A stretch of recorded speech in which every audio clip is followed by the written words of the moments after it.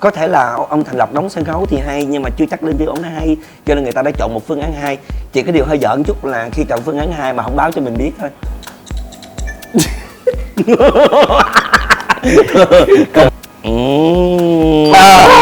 Chia đều. Trò chơi này được gọi là thần giao cách cảm.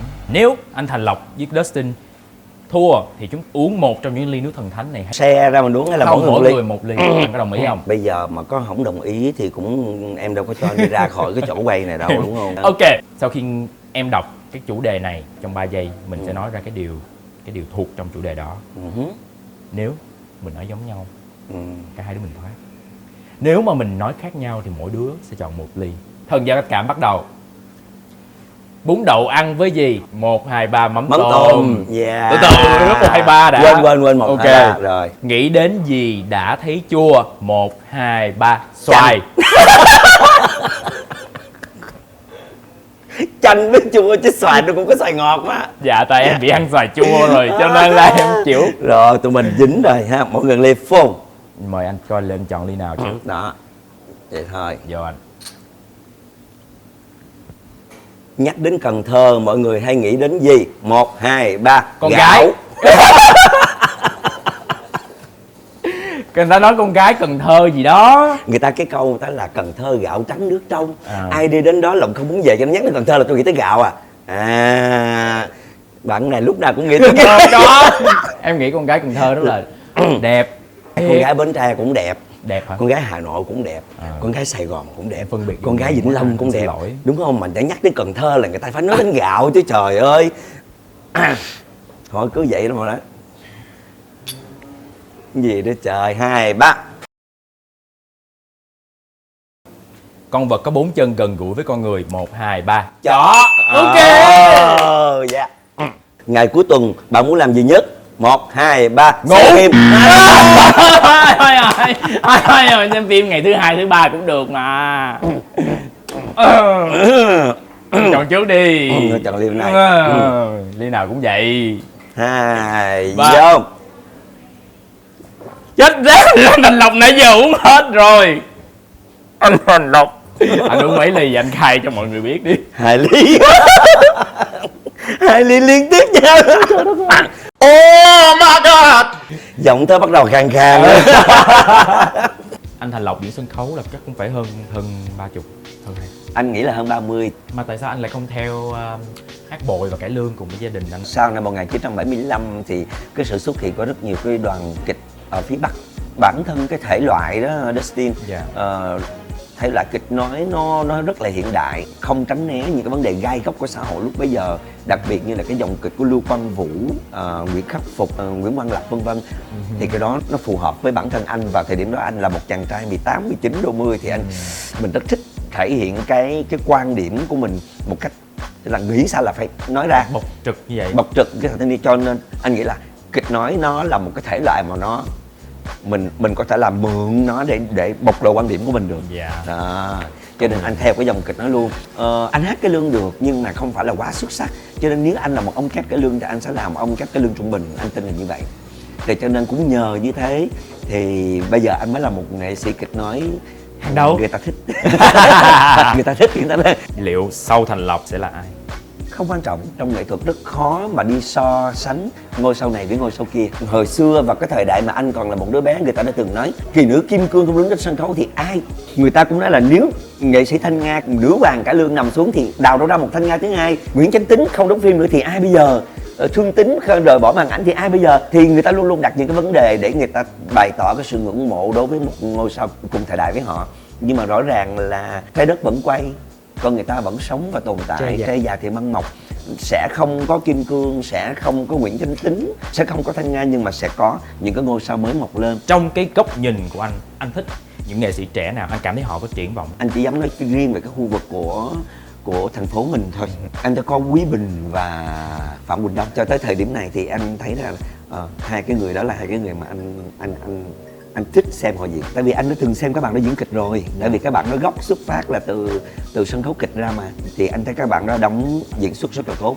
đài tường rất đẹp, nhưng mà hơi tiếc là bây giờ các bạn đã chuyển qua đóng phim rồi, các bạn ít gắn bó với sân khấu quá. Anh thường hay uống những cái gì khi mà đến bar nữa, ngoài chuyện là anh uống martini B52?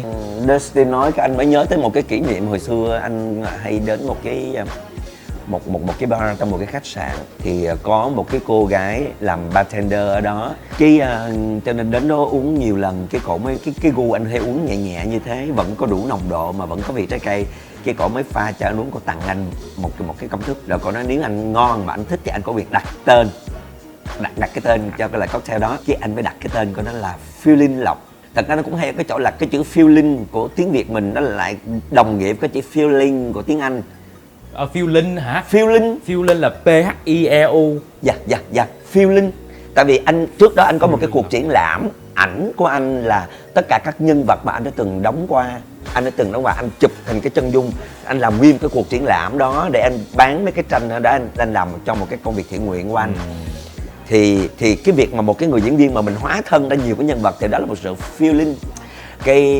Rồi từ đó về sau cái ở cái bar đó có một cái loại cocktail tên là Feeling Lộc luôn.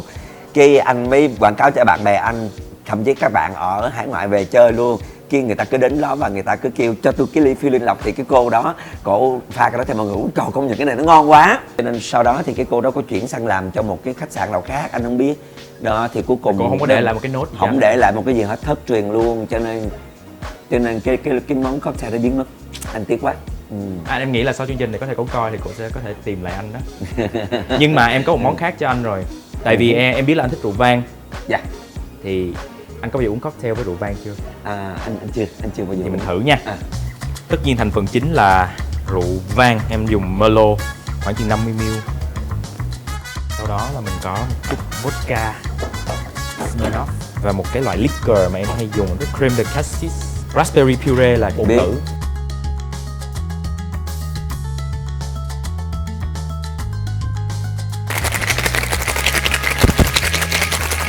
Thấy khi mà lắc vậy đó, ví dụ như anh biết cái lắc một để một chỗ về vẫn được đúng không? Dạ được. Còn cái mặt lên xuống chẳng qua là biểu diễn thôi đúng không? Là đúng không? diễn đó.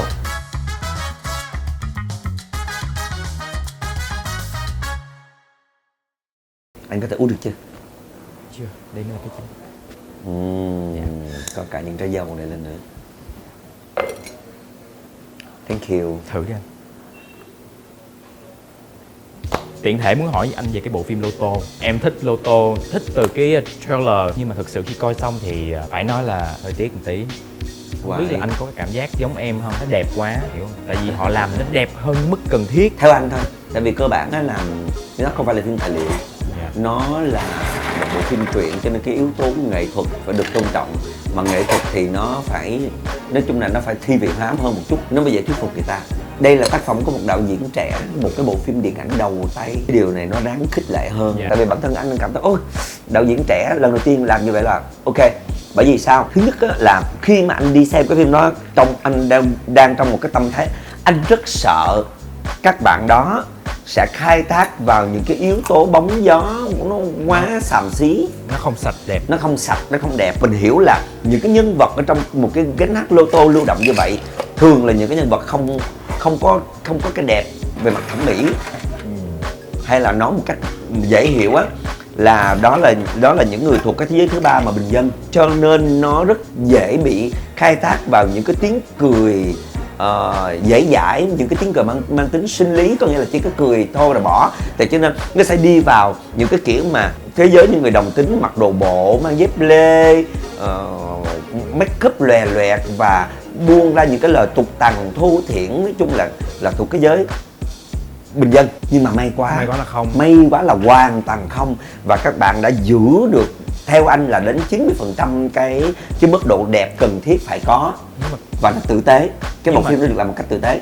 Đúng, nhưng mà vẫn có một cái gai nhỏ nhỏ mà em cảm thấy cũng có nhiều người nói là tại sao người lại chọn cái chuyện anh Hữu Châu, cái nhân vật Lệ Liễu nhận nuôi một người con trai từ lúc mà nó còn nhỏ, xong rồi lớn lên lại có cảm tình như là trai gái với. Ủa? Thì cái chuyện mà cái tình yêu của cô Long và Dương Quá nó cũng vậy thôi mà. Trong Tình Yêu Đại Hiệp nó cũng vậy thôi mà. Ok, tại vì có quan hệ máu mủ gì nhau đâu. Yêu là yêu mà. Yêu là yêu thôi, tình yêu mà đâu có phân biệt cái chuyện đó. Mình suy nghĩ vậy là mình có khắt khe quá không? Có gì đâu quan trọng gì chứ đó. Bình minh không đến bao giờ, đời tôi rồi sẽ đi về đâu. Khi quanh tôi thế gian là tiếng chim bay cười đùa xa lánh, tình yêu tôi vẫn đi tìm, rồi tình gục chết giữa ngàn khói. Thế gian ơi để tôi sống yên. Thật ra thì cái món cocktail thứ hai mà dressing pha cho tôi thì tôi thích hơn, cái nồng độ rượu nó mạnh hơn, nó có cái vị thơm của dâu cho nên tôi thích. Tôi nghĩ cái món đó tôi đặt một cái tên nó hơi được không vui cho lắm, tôi đặt tên nó là buồn. Tại vì tôi nghĩ là nếu như mà mình có một cái tâm trạng gì đó không vui, đặc biệt là không vui về chuyện tình cảm thì uống cái ly thứ hai nó sẽ phê hơn rất là nhiều. Thời gian gần đây tôi rất thích xem phim Việt Nam và rất thích bình luận về phim. Cho nên khi mà Dustin hỏi tôi về phim Lô Tô thì hình như là gãi đúng chỗ ngứa của tôi đó. Trong tất cả các talk show thì tôi rất ngại trong các trò chơi mang tính dìm hàng khách mời. Đặc biệt là khi mà hỏi cái gì mà tính chất là giống như trò chơi đánh đố như vậy đó, tôi rất ngại khi người ta thấy tôi bị dốt. Không biết, cái này không biết thiệt, không biết tôi chấp nhận. Trời ơi, làm sao nhớ thua đâu 3 vòng. Câu hỏi tôi nghiệt ngã quá. Tôi là cái người mà thường là người ta hỏi 1 tôi trả lời tới 10 lần. Cho nên tôi lại thích cái gì mà nó cứ tự nhiên như vậy. Riêng cái chương trình talk show này thì tôi cảm thấy thú vị, bởi vì nó không có làm cho mình bị khô cứng khi mình ngồi mình trả lời đối thoại với lại người dẫn chương trình á. Thí dụ như mình làm mấy cái show khác mà mình ngồi mình nói chuyện á, khi mỗi khi uống nước cũng phải để ý coi là cái máy nào bắt hình, cái máy nào không lên hình. Mình đợi là cái máy nào mà nó lấy hình đối phương thì bên đây mình mới uống miếng nước xong rồi đặt xuống vậy đó. Nó không có tự nhiên. Còn ở đây thì mình được vừa nói chuyện vừa được uống nước một cách thoải mái thì tôi thích như vậy hơn, bởi vì cái đó nó đúng cái phong thái của tôi.